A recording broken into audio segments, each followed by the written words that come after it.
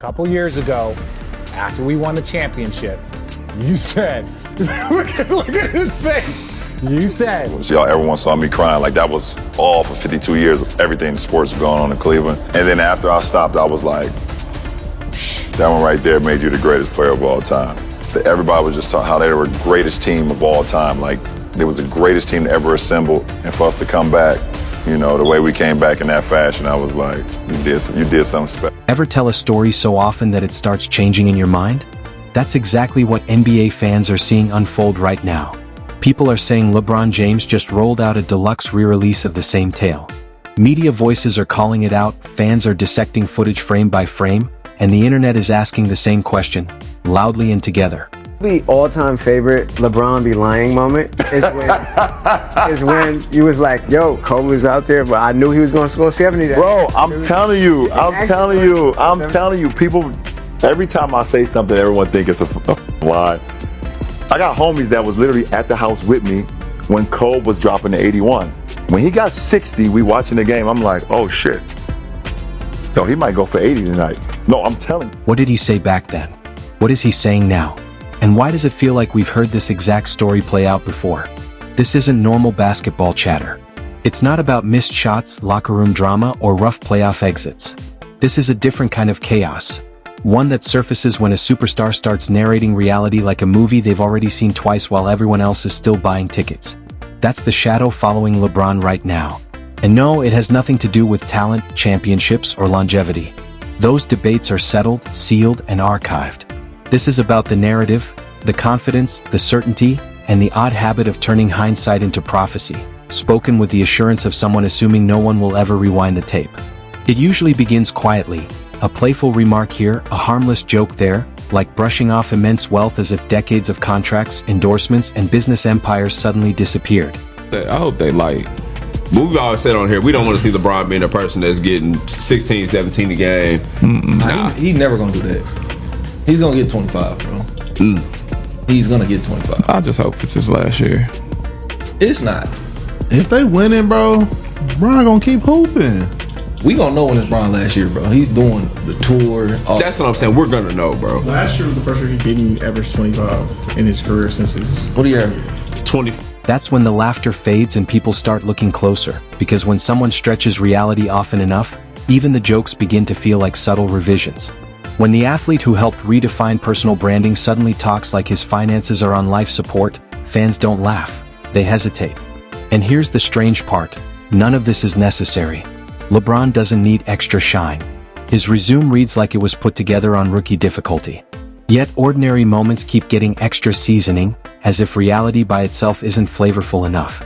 Over time, fans catch the pattern, and once patterns emerge, scrutiny follows. If you're following this breakdown, hit subscribe now. This story is just getting started. One of the clearest examples shows up whenever LeBron James starts talking about predicting the future, especially when it involves his own family. 4 years you think LeBron's gonna play? And can he continue to play? I mean, he averaged 25, 8, and 7 in year 21.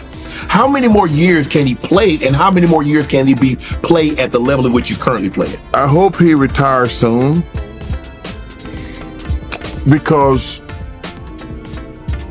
I hated the way I retired, because I sucked. Nope.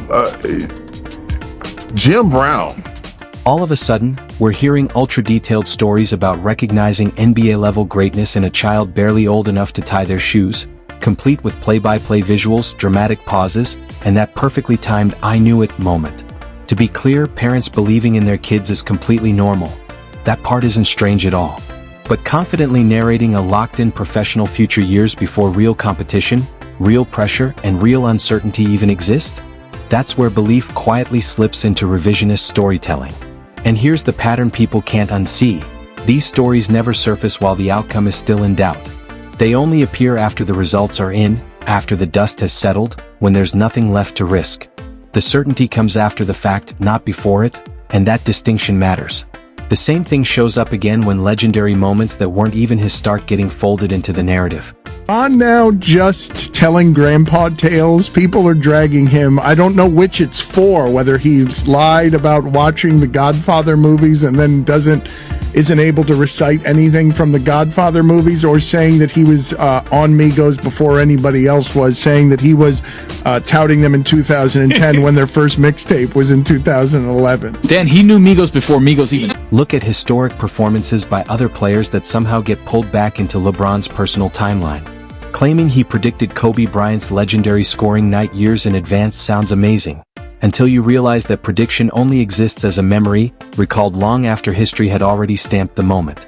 Real predictions leave receipts. They come with timestamps.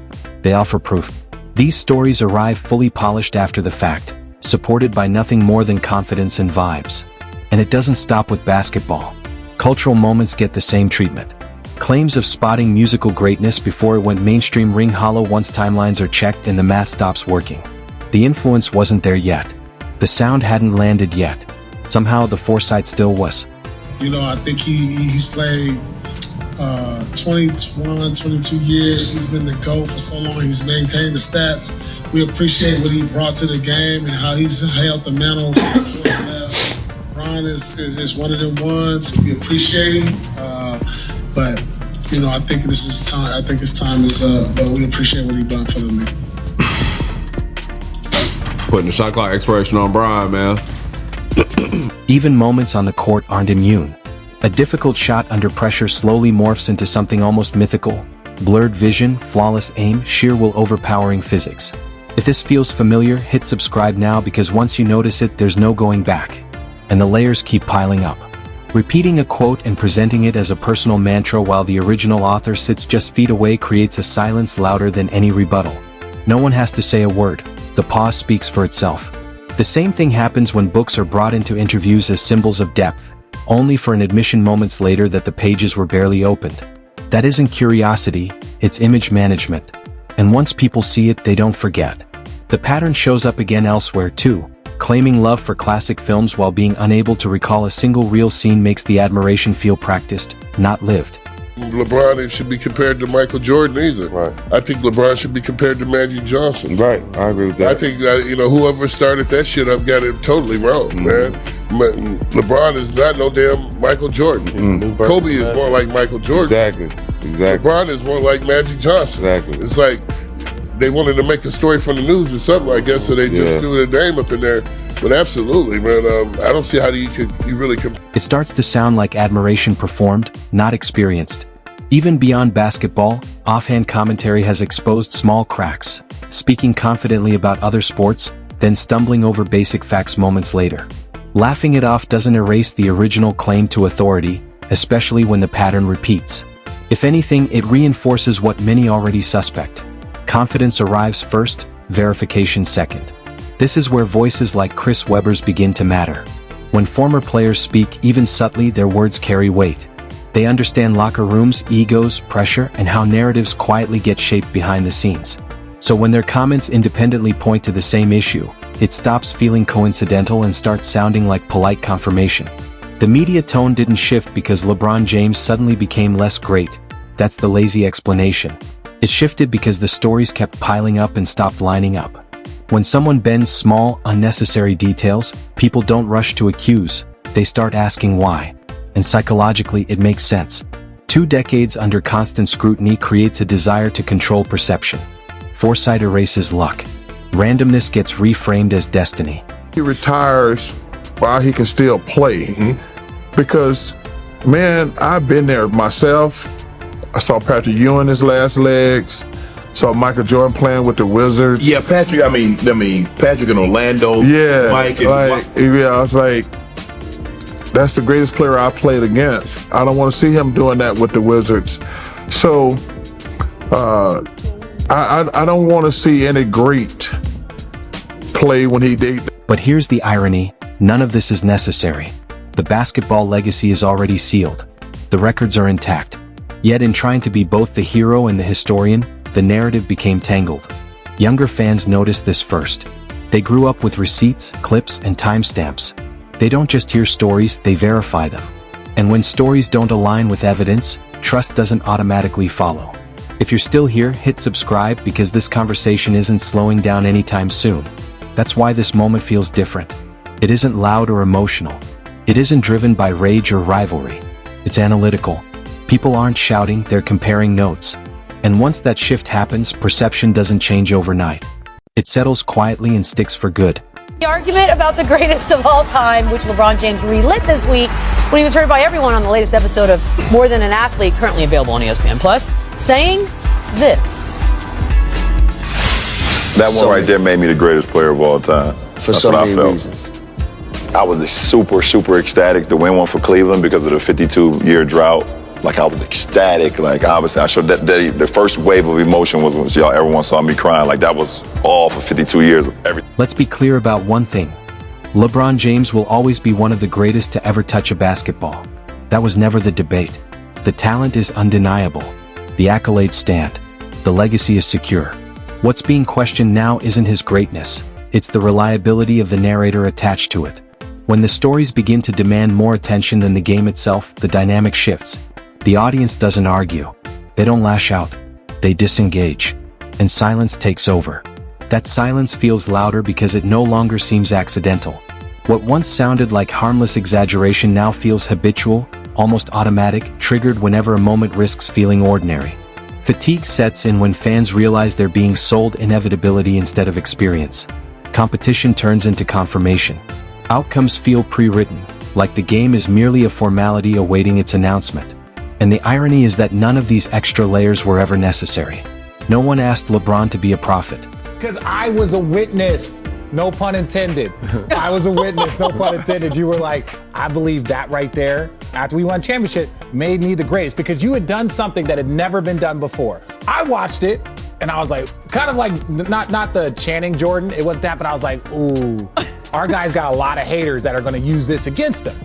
And so the same moment, now your fourth championship, and that same opportunity was given to... Nobody needed him to scout future legends, predict cultural shifts, or crown greatness before it happened.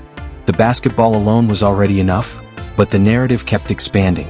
Almost as if silence could be mistaken for doubt and doubt for weakness. Ironically, that strategy backfires. Instead of reinforcing authority, it invites scrutiny. Instead of elevating moments, it sends fans back to rewatch them frame by frame. Confidence stops persuading once it becomes predictable. Former players get this instinctively, which is why their reactions often come wrapped in humor rather than confrontation. They understand the difference between genuine confidence and performance. And when journalists and analysts shift from debating single moments to pointing out patterns, the conversation has already moved on. At that point, defending one quote or one story completely misses the point that there's also a clear generational split. Younger fans didn't grow up relying on memory or legend, they grew up with everything archived in real time. Clips, screenshots, full games on demand. They don't debate recollection, they verify it. And when stories clash with the footage, timestamps always win.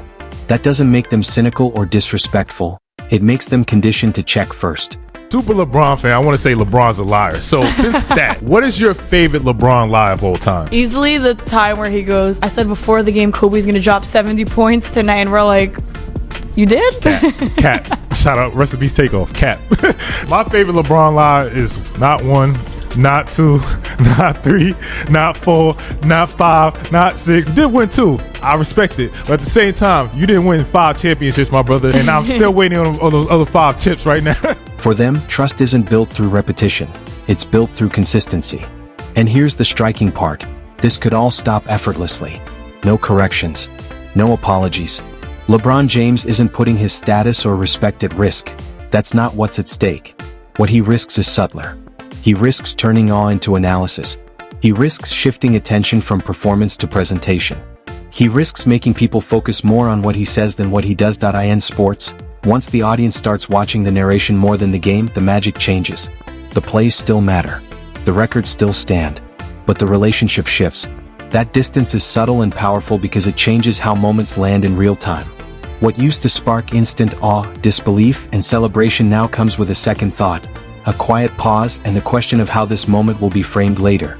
After I stopped, I was like, That one right there made you the greatest player of all time. As you can imagine, when LeBron James said that he's the GOAT, many NBA legends felt that they had to comment on that. So let's have a look what some of the greatest players of all time had to say to We that. heard LeBron call himself the greatest player of all time on that More Than an Athlete broadcast. He was talking about how he felt after the 2016 championship.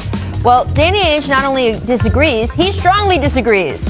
Here's what he said about LeBron. Will it simply exist, or will it be reshaped into another story about foresight, inevitability, or destiny? That hesitation didn't exist before, and once it appears, it doesn't leave easily. The irony, unpredictability has always been one of LeBron's greatest strengths. Reading defenses on the fly, adapting mid-game, thriving in chaos. And that's exactly why this shift feels so strange. Fans remember the moments when outcomes were fragile, when failure was possible, when nothing was guaranteed until the final second. Those moments mattered because they were uncertain. They carried tension, risk, and real emotion. But when those same moments are later reframed as obvious, inevitable, or foreseen, something fades. The emotional memory dulls. The story becomes cleaner, but colder. And that's why the criticism feels sharper now, even when delivered calmly. This isn't disrespect. It isn't jealousy. It isn't rivalry. It's pattern recognition. Once people notice that nearly every major success comes paired with a backdated prediction, they stop debating individual stories, they start questioning the entire framework. Defending a single story no longer solves the problem, because the issue isn't what was said, it's how consistently the same structure appears. Trust extends beyond basketball. When someone positions themselves as an authority, across sports, culture, business, or social commentary, credibility becomes cumulative. Every exaggeration, even a small one, quietly chips away at that foundation. Eventually, audiences stop separating jokes from claims. The line blurs too many times and skepticism becomes automatic. None of this erases the legacy. It doesn't diminish the greatness. LeBron James will always be mentioned among the greatest to ever play the game. But the tone of that conversation has shifted. Now there's a footnote about narration, storytelling, and the gap between what happened and how it was later described. And maybe that's the real lesson. Greatness doesn't need constant explanation. It doesn't need early discovery, prophecy, or advanced announcements. Greatness needs space. The less it's controlled, the more powerful it feels. The most convincing stories aren't told with absolute certainty. They leave room for uncertainty. Trust the audience to remember. Let history speak without interruption. If you made it to the end, subscribe and stay locked in. More breakdowns like this are coming, and this conversation isn't slowing down.